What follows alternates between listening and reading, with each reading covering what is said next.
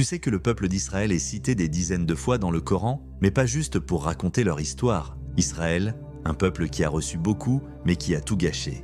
Au début, Allah les a choisis. Il les a sauvés de Pharaon avec Moussa. Il leur a ouvert la mer, donné la manne du ciel et même la Torah. Ils ont eu tout, mais ils ont vite commencé à désobéir. Ils ont adoré un veau, ils ont trahi leur pacte et certains ont même tué des prophètes. Le Coran dit qu'ils ont changé leur livre et qu'ils ont semé la corruption sur terre. Allah dit que les enfants d'Israël vont connaître deux montées, deux périodes où ils vont être puissants.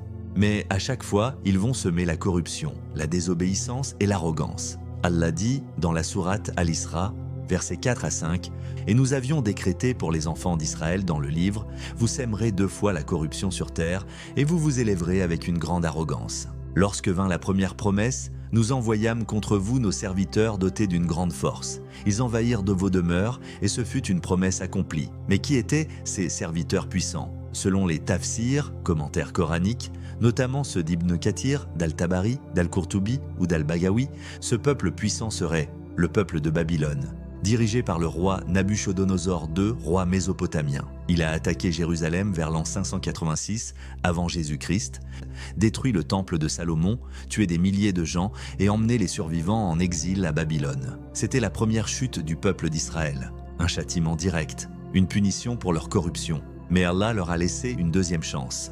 Ensuite, nous vous avons redonné la victoire contre eux.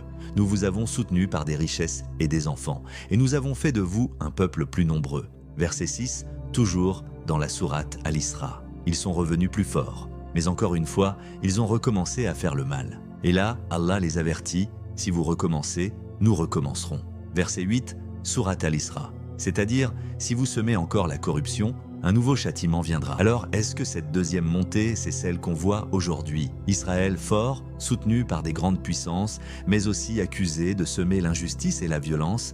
Le Coran parle-t-il d'une troisième montée ou d'une fin définitive des Israéliens? C'est que nous allons voir dans une prochaine vidéo, Inch'Allah.